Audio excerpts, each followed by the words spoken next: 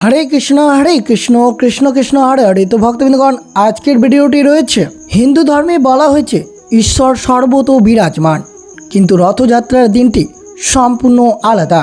বছরের অন্য সব দিন ভক্তরা ভগবান দর্শনের জন্য মন্দিরে যান, আর রথযাত্রার দিন দয়াময় ভগবান নিজের তার পরম ভক্তদের দর্শন দিতে রাস্তায় বেরিয়ে আসেন। তেমনই 2026 সালের 16 জুলাই বৃহস্পতিবার পালিত হয়েছে হিন্দু ধর্মের বিরাট ধর্মীয় উৎসব এই রথযাত্রার ব্রত। জাতি ধর্ম বর্ণ নির্বিশেষে সবাই তার রথের দড়ি স্পর্শ করার সুযোগ পায়। বিশ্বাস করা হয় যে রথের দড়িতে একবার টান দিলে জীবনের সমস্ত পাপ ধুয়ে মুছে যায় এবং মোক্ষ লাভ হয়। তবে বৈষ্ণব সম্প্রদায়ের কাছে এটি শুধু একটি উৎসব নয়, এটি এক পরম প্রেমের পুনর্মিলন। রথযাত্রা আসলে ভগবান শ্রীকৃষ্ণের কুরুক্ষেত্র থেকে নিজের প্রাণের বৃন্দাবনে ফিরে যাওয়ার প্রতীক। এই রথ টানা মানে আসলে প্রেমময় ভগবানকে ভালোবেসে নিজের হৃদয় বৃন্দাবনে ফিরিয়ে আনা। এটি ভগবান এবং ভক্তের সেই অনন্ত বিরহ মেটানোর দিন, যার জন্য একজন ভক্ত সারা বছর চোখের জল ফেলে অপেক্ষা করে থাকেন। জগন্নাথ দেবের এই করুণা আর ভক্তের এই প্রেম, এর চেয়ে সুন্দর আর কি হতে পারে। তেমনই আপনারা মনে রাখবেন, এই রথযাত্রার ব্রতের দিন আপনারা অবশ্যই ব্রতটি পালন করে অবশ্যই রথের দড়ি স্পর্শ করে ভগবান জগন্নাথ দেবকে স্মরণ বা প্রণাম করবেন এই শুভ দিনে। এই রথযাত্রার রাতে অবশ্যই বিশেষ করে বালিশের তলায় যদি এই 5টি জিনিসের মধ্যে একটি জিনিস রেখে যদি ঘুমাতে পারেন, তাহলে আপনার ভাগ্যের চমৎকার হতে পারে। হিন্দু দর্শনে রথযাত্রার একটি গভীর আধ্যাত্মিক ব্যাখ্যা রয়েছে। কঠোপনিষদে বলা হয়েছে, রথ আমাদের মানবদেহ হলো একটি রথ, আর রথী অর্থাৎ যাত্রী আমাদের আত্মা বা স্বয়ং ভগবান হলেন এই রথের যাত্রী। আর সারথি আমাদের বুদ্ধি হলো রথের সারথি, আর লাগাম মন হলো লাগাম এবং ইন্দ্রিয়গুলি হলো ঘোড়া। রথযাত্রা আমাদের শেখায়, আমাদের বুদ্ধি যদি মন ও ইন্দ্রিয়কে ঠিকমতো নিয়ন্ত্রণ করে আত্মাকে পরমাত্মার দিকে নিয়ে যায়, তবেই জীবনের আসল রথযাত্রা সফল হয়। তাই বিশেষ করে সকল ভক্তরা শ্রবণ করবেন এই রথযাত্রার ব্রতের দিন কিভাবে এই দিনটি অতিবাহিত করবেন, এবং এই রথযাত্রার রাতে বিশেষ করে বালিশের তলায় যদি এই 5টি জিনিসের মধ্যে একটি জিনিস রেখে ঘুমাতে পারেন, তা অত্যন্ত শুভ হতে পারে। শেষের পয়েন্টটি অত্যন্ত কার্যকরী এবং সবচেয়ে আকর্ষণীয় জিনিস, তাই ভিডিওটি কোনো মতেই স্কিপ না করে শুরু থেকে শেষ পর্যন্ত ভক্তি সহকারে শ্রবণ করবেন। আর চ্যানেলে নতুন হয়ে থাকলে দয়া করে চ্যানেলটিকে সাবস্ক্রাইব করবেন, লাইক করবেন, কমেন্টে ভক্তি ভালোবাসা শ্রদ্ধা দিয়ে জয় জগন্নাথ দেবের জয় লিখে দিতে ভুলবেন না এই শুভ দিনটিতে। অবশ্যই ভিডিওটি আপনারা শুরু থেকে শেষ পর্যন্ত ভক্তি সহকারে শ্রবণ করুন। 2026 সালের 16 জুলাই বৃহস্পতিবার পালিত হয়েছে বাংলার বিরাট উৎসব এই রথযাত্রা উৎসব। পুরীর জগন্নাথ মন্দির থেকে গণ্ডিচা মন্দির যাত্রা হলো রথযাত্রার মূল পথ। গণ্ডিচা হলেন রাজা ইন্দ্রদ্যুম্নের স্ত্রী, যাকে জগন্নাথ দেবের পরম ভক্ত বা মা হিসেবে মানা হয়। ভক্তের ডাকে সাড়া দিয়ে ভগবান তার ঐশ্বর্যময় মন্দির ছেড়ে 7 দিনের জন্য মাসির বাড়িতে সাধারণ জীবনযাপন করতে চান। এটি প্রমাণ করেন যে ভগবান বিলাসবহুল উপাসনায় চেয়ে ভক্তের সরল ভালোবাসাকে বেশি প্রাধান্য দেন। রথের দড়ি বা রশি টানা হিন্দু ধর্মের অত্যন্ত পুণ্যময় কাজ বলে মনে করা হয়েছে।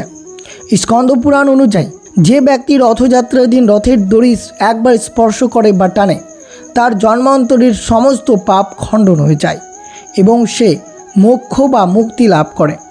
এই দড়ি টানা আসলে আমাদের জীবনের কর্মের প্রতীক।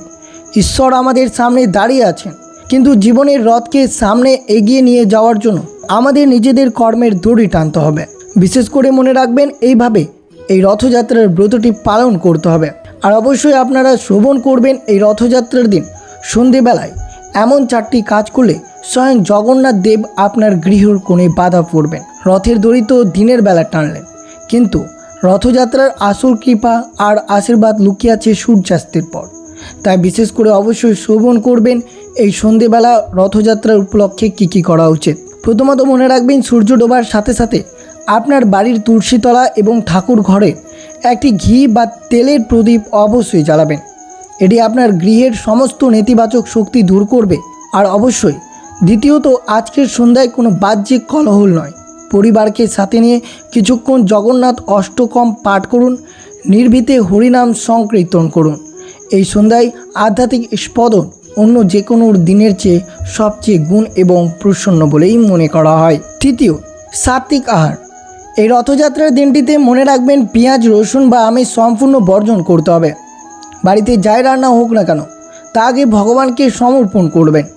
মনে রাখবেন আজ ভগবান সাধারণ মানুষের মাঝে এসেছেন, তাই আপনার দেওয়া এক দানা অন্ন তার কাছে অমৃতের সমান। প্রসাদ হিসেবে সেই খাবার গ্রহণ করুন। আর বিশেষ করে মনে রাখবেন এই শুভ দিনে অবশ্যই আপনারা কোনো মতেই পেঁয়াজ, রসুন বা আমিষ খাবার গ্রহণ করবেন না। আর চতুর্থ এবং সবচেয়ে গুরুত্বপূর্ণ কাজ, মনের রড টানা। সন্ধ্যাবেলায় অন্তত 5 মিনিট একা বসে চোখ বন্ধ করুন। কাঠ বা লোহার রড তো সবাই টানে, কিন্তু আজ নিজের ভেতরের রশিটা টানুন। ভগবানকে বলুন, প্রভু, আমার হৃদয়টা তো তোমার গণ্ডিজা মন্দির, তুমি এখানে এসে বসো। বিশ্বাস করুন, ভক্তদের এমন অকুল ডাক তিনি কখনোই ফেরান না। অবশ্যই বিশেষ করে মনে রাখবেন এই রথযাত্রার সন্ধ্যেবেলা অবশ্যই এই কাজগুলো করতে পারলে পরিবারের সুখ সমৃদ্ধিতে ভরে থাকবে। কিন্তু বিশেষ করে মনে রাখবেন এই রথযাত্রার রশিতে হাত দেওয়া তো সৌভাগ্যের শুরু মাত্র, কিন্তু আসল ভাগ্য বা ভাগ্য বদলানোর রহস্য লুকিয়ে আছে যেদিন ভগবান জগন্নাথ মাসির বাড়িতে বিশ্রামে যান। আর এই রাতে যদি এই 3টি ছোট্ট কাজ করতে পারেন তা অবশ্যই আপনার পরিবারের সুখ সমৃদ্ধিতে ভরে থাকবে। প্রথমত আজ রাতে ঘুমানোর আগে অতীতকে ঝেড়ে ফেলুন। আমাদের ভাগ্য আটকে থেকে পুরনো দুঃখ, রাগ বা ক্ষোভের কারণ। ঠাকুর ঘরে বসে জগন্নাথ দেবের সামনে নিজের ভুলগুলো স্বীকার করুন। মনে মনে বলুন, হে প্রভু, আমি আমার অহংকার ত্যাগ করলাম। বিশ্বাস করুন, নিজের ভুল স্বীকার করলে ভেতর থেকে এক অদ্ভুত প্রশান্তি আসে, যা ইতিবাচক ভাগ্যকে চুম্বকের মতো টেনে আনে। দ্বিতীয়ত, আজ রাতে একটি সংকল্প করুন। এই রথযাত্রা থেকে ঠিক করলেন আগামী 1 বছরের কোনো বদ অভ্যাসটি আপনার চিরতরের বিদায় দেবেন। সেটি হোক অলসতা, হোক ক্রোধ বা হোক মিথ্যা বলা। ভাগ্য নিজে থেকে বদলায় না, আমাদের কর্মের মাধ্যমে ভাগ্য বদলায়। জগন্নাথ দেবকে সাক্ষী রেখে আজ রাতে নিজেকে প্রতিশ্রুতি দিন আপনি আগামীকালের নতুন মানুষ হয়ে উঠবেন। তৃতীয়, রাতে ঘুমানোর আগে অন্তত 10 মিনিট নীরবতা পালন করুন। রথযাত্রা হলো ঈশ্বর ও ভক্তের মিলন। আজ রাতে ভগবান যখন সাধারণ মানুষের মতো বিশ্রামে আছেন তখন তার কথা ভাবুন। আপনার সমস্ত চাওয়া পাওয়া গণ্ডি পেরিয়ে তার চরণে নিজেকে সমর্পণ করুন। এই সমর্পণই আপনার ভাগ্যের বন্ধ দরজার চাবি খুলে দিতে পারে। তাই বিশেষ করে 2026 সালের 16 জুলাই বৃহস্পতিবার এই রথযাত্রার দিন এইভাবে ব্রতটি পালন করুন এবং রাতে ঘুমানোর আগে এই কয়েকটি কাজ অবশ্যই আপনারা বালিশের নিচে এই গোপন বস্তুটি রেখে দিতে পারেন। তা অত্যন্ত শুভ হতে পারে আপনাদের জন্য। বিশেষ করে মনে রাখবেন, সারাদিন রথের দড়ি টানলেন, কিন্তু জানেন কি, রথযাত্রার রাতে একটি ছোট্ট ভুল আপনার পুরো বছরের ভাগ্য আটকে যেতে পারে। সনাতন শাস্ত্র অনুযায়ী রথযাত্রার পবিত্র রাতে ঘুমানোর আগে বালিশের নিচে শুধু একটি বিশেষ জিনিস রাখতে পারেন, তবে পরদিন সকাল থেকে আপনার ভাগ্যের চাকা আক্ষরিক অর্থে ঘুরে যেতে পারে। কী সেই জিনিস? অবশ্যই মনোযোগভাবে শ্রবণ করুন। প্রথমে যে জিনিসটি রয়েছে তা শ্রীকৃষ্ণের অত্যন্ত প্রিয়। সেই পবিত্র বস্তুটি হলো ভগবান জগন্নাথ দেবের সবচেয়ে প্রিয় একটি ময়ূরের পালক। এটি শুধু একটি পালক নয়, স্বয়ং ভগবান শ্রীকৃষ্ণের মুকুটের অহংকার। রথযাত্রার রাতে এটি বালিশের নিচে রাখলে এটি আপনার চারপাশের সমস্ত নেগেটিভ এনার্জি বা অশুভ শক্তিকে ঠিক সেইভাবেই ধ্বংস করে যেভাবে ভগবান দুষ্টুকে দমন করেন। যাদের জীবনে শত্রু, ভয় বা অকারণে বাধা আসে, এই ময়ূরের পালক তাদের জন্য রক্ষা কবচ হিসেবে কাজ করবে। তাই বিশেষ করে রথযাত্রার এই রাতে ঘুমানোর আগে বালিশের তলায় এই ময়ূরের পালকটি অবশ্যই রেখে ঘুমাতে পারেন সকল ভক্তরা। দ্বিতীয়টি হলো সতেজ তুলসী পাতা।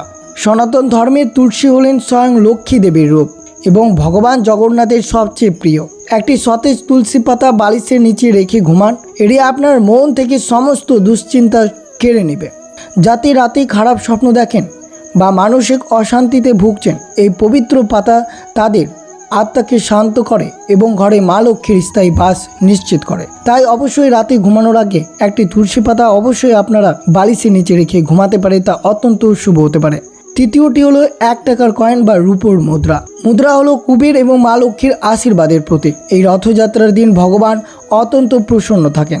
এই রাতে একটি মুদ্রা বালিশের নিচে রাখলে আপনার আটকে থাকা আর্থিক রাস্তাগুলো খুলে যায়। পরদিন সকালে এই মুদ্রাটি আপনার টাকা রাখার জায়গায় বা মানি ব্যাগে রেখে দিন, দেখবেন আপনার জীবনে অর্থের অভাব কখনোই হবে না।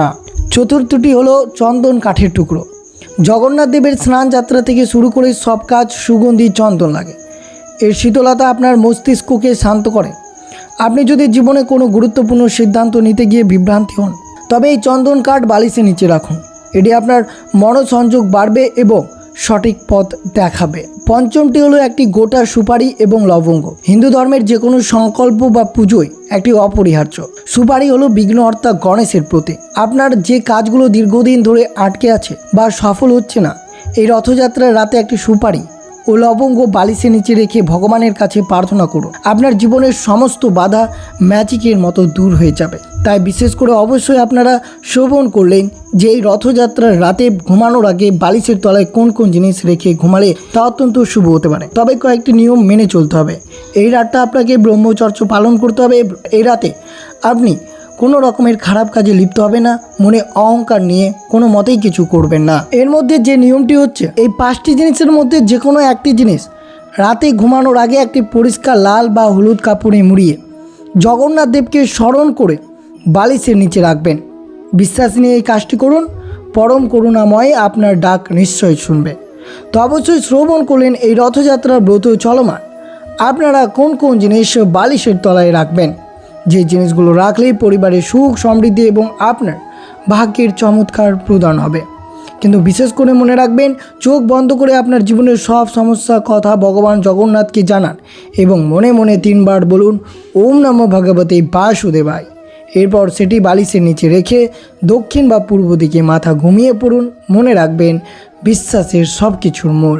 আর অবশ্যই আজকের দিনে শ্রবণ করবেন এই রথযাত্রার ব্রত কথাটি। ভগবান জগন্নাথ দেবের হাত পা কেন অসম্পূর্ণ?